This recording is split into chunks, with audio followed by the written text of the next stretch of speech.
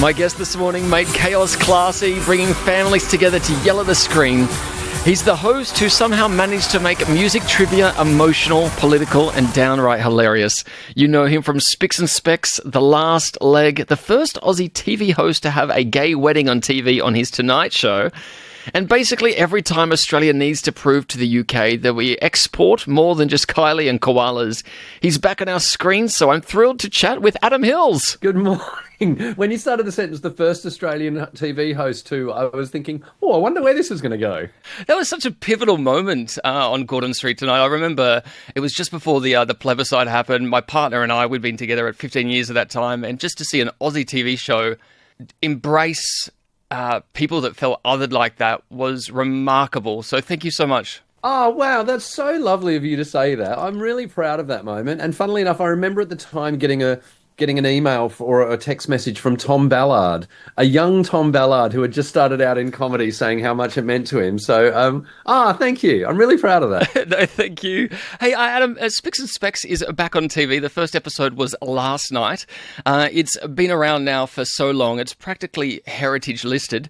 Do you ever worry that one day the National Trust is going to lock you, Miff, and Alan up in a closet somewhere? Well, I remember when we started, our producer saying to us, because we started in 2005, and he said, there will be people in years to come that will have grown up with this show. Yeah. And they will tell you that, and they will make you feel old. But what we didn't realise was then after the show finished its run, it was then going to be repeated every night on ABC Kids as it became ABC Comedy. So now when I go out to start an episode of Spicks and Specks, I say to the audience, right, how many of you have been watching since 2005? And a certain number of hands will go up. And then I'll say, right, how many of you only found us because we were on after In the Night Garden when you were 5 years old? And then a whole bunch of other young hands will go, like 20-year-olds, like, oh my God, that's us. So we've kind of hit like two different generations in two different ways. Is that crazy for you then to think that things that you've made in the past are hitting with the younger generation nowadays, even amongst all the 6, 7, they're still finding you pretty cool?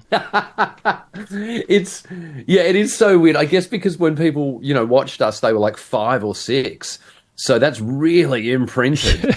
And even to the point where, I'm in London at the moment, and I went to the London Broncos rugby league launch last week, and there was a big forward who played for Australia called Regan Campbell-Gillard, and massive dude, huge shoulders, big tash, and he just came up and he was like, oh my God, I used to watch Spicks and Specks, and he was so not the person I thought would watch Spicks and Specks, but he was like, no, we were an ABC family, we had to listen to Triple J, and so the broad spectrum of people who watched it, and I guess because it wasn't anchored in time, it wasn't topical, it was just about music. So, a question about music in 2005 is still a question about music, even 20 years later. 100%. You mentioned you're in London now. Yeah, you're huge in the UK. You've got The Last Leg over there, but you keep coming back to Australia.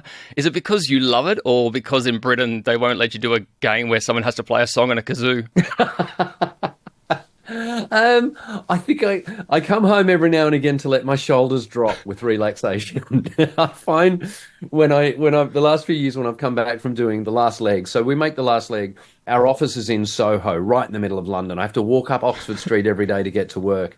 And then I come back to Australia, drive into the ABC in South Bank in South Melbourne.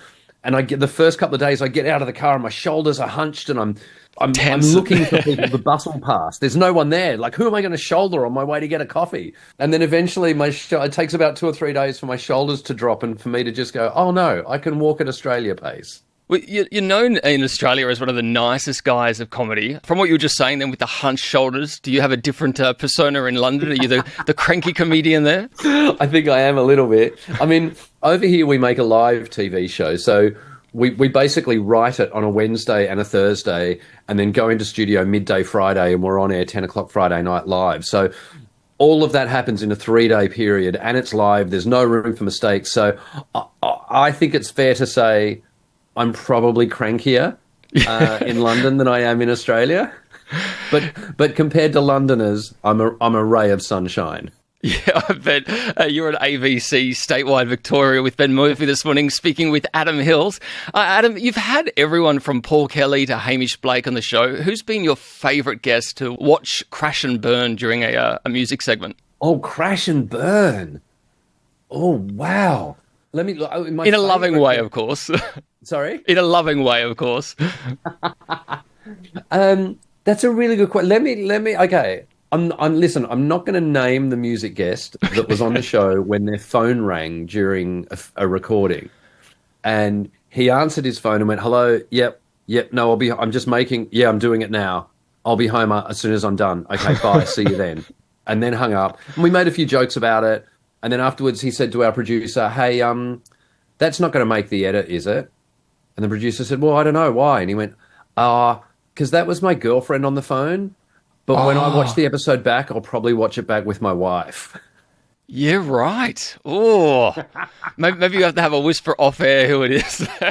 You've got me intrigued now. I'm going to have to go back and watch all the episodes. The new seasons of Spicks and Specks returned last night. After all these years, what keeps it coming back? Is it the nostalgia, the musical, or just Australians love watching celebrities desperately pretend they know who the Wiggles collaborated with in 2004? I think what keeps it coming back is that the music industry keeps refreshing itself. You know, we finished up in 2011.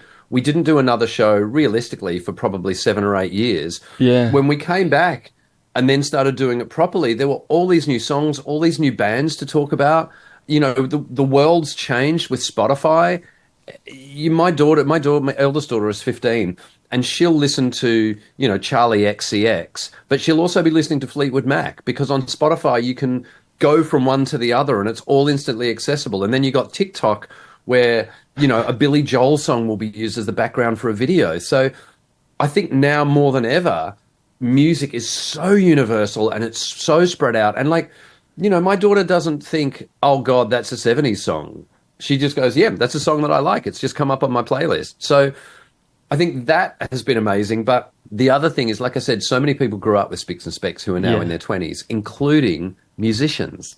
Yeah, So right. back in the day, we used to get musos on and go, right, we've got this game called Substitute, where you sing the words of a book to the tune of a well-known song, and they'd be like, oh, I don't know if I can do this, and they'd all get really nervous about it. Now I explain that, and I'll have some 23-year-old go, oh yeah, I did this at my 14th birthday party. I know how to do this. Yeah, it's become a bit of a cultural phenomenon.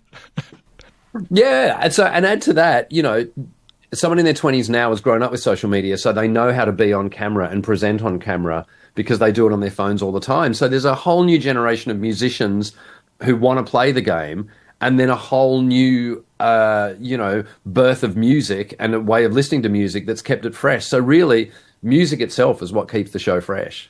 Oh, well, we can't wait to continue watching the new season, Spicks and Specks, which is on ABC and ABC iView now. Adam Hills, thank you so much for your time. Pleasure talking to you.